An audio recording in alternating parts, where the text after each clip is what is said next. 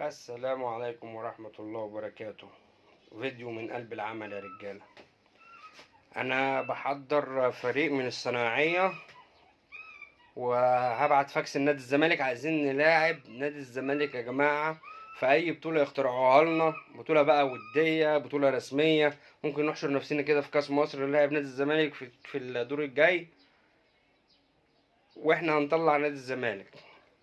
إذا كان مركز شباب أبو المطامير امبارح معرفش يطلع نادي الزمالك من الكاس، انا والصناعيه بتوعي هنطلع نادي الزمالك من الكاس.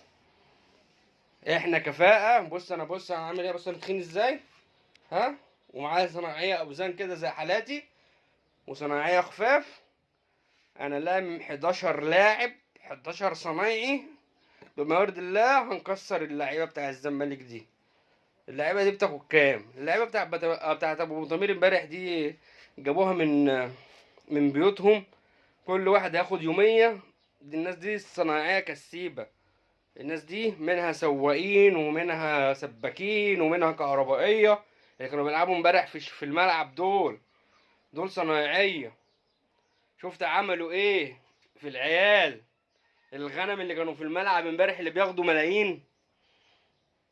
شفت امبارح قيمة العيال اللي مرتضى بيه منصور وامير نينو جايبهم؟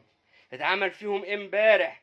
من شوية رجالة صنايعية، رجالة وعمال رجالة ياخدوا 200 جنيه في الماتش ده، كل واحد ياخد 200 جنيه.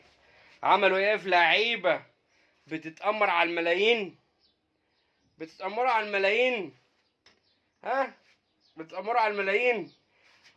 ادي لعيبة اهي ملمومة من كل حتة، اللي سباك واللي نجار واللي كهربائي، ناس مليون على مليون، ناس بشوات، ناس ولاد بلد، ناس رجاله رجاله رجاله. شفت عملوا فيكوا ايه؟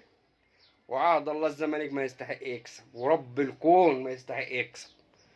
العيال دي كان الكفاءه تاخد الماتش وهم اللي يصعدوا. احنا بقى عايزين نلاعب نادي الزمالك ونوريكم قيمه اللعيبه شويه. انا كنت بقول ايه دول مسميين لعيبه ازاي؟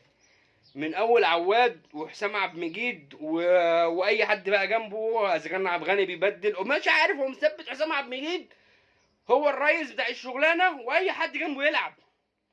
هو الرئيس بتاع المكان ده واي حد جنبه يلعب بقى. مره الونش ومره عبد المجيد ده. لا الونش ربنا رجعه بالسلامه، احنا عايزينه لو برجل واحده عايزينه. الونش ده اللي عمله معانا احنا مش ناكرين للجميل. والله العظيم لو هيلعب معانا برجل واحده، لا مؤاخذه انا بعمل قهوه، بس بعمل قهوه فعشان كده مركز معاه شويه. اقسم بالله الونش لو برجل واحده احنا راضيين، ولو هخسرنا كل بطولات موسم واحد برضو احنا راضيين. الراجل ده شالنا في بطولات كتير وساهم معانا في بطولات كتير، فاحنا راضيين بيك يا ونش حتى لو برجل واحده. لكن شويه اقول ايه؟ ما انا مش عايز اشتم، وانا هشتم انا الدنيا بتبوظ عندي، الفيس بيبوظ، ما بقدرش لا اعلق ولا اكتب ولا اعمل ولا اسوي ولا اعمل فيديو ولا انزل. عايز اشتم مش عارف، والله عايز اشتم مش عارف، مش لاقي حاجه تعبر. شويه المرتزقه اللي في الزمالك دول اللي بيلعبوا اليومين دول بره فسخ عقود وش وتنازلات، يتنازلوا عن كل اللي ليهم. خلاص احنا قرفنا، تعبنا، اقسم بالله تعبنا وزهقنا وقرفنا. بره يا جدعان، بره يا جدعان، انتوا زهقتونا. يخرب بيت اللي خلاكوا لعبتوا كوره، يخرب بيت ام السماسره الكلاب اللي جابوكوا النادي ودخلوكوا النادي. هو انتوا كنتوا تعرفوا تروحوا 100 عقبه مواصلات اصلا؟ انتوا كان شرف ليكم انكم تركبوا اتوبيس 100 عقبه اصلا. الاتوبيس العام اللي رايح 100 عقبه ده اخرك تركب الاتوبيس وتقول انا ركبت اتوبيس عدى من قدام نادي الزمالك. لكن يا نهار اسود تدخل النادي وتلبس فانلة النادي وتلعب كرة وبتلعب باسم الزمالك، تلبس تيشيرت الزمالك وتلعب بتيشيرت الزمالك.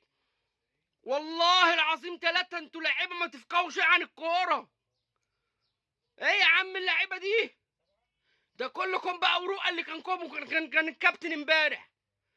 ايه يا عم، ايه يا عم، مشي يا عم، مشي يا عم اللعيبه دي، ابوس ايديكوا انجدوا النادي بينهار، اقسم بالله النادي بينهار. قرفنا قرفنا.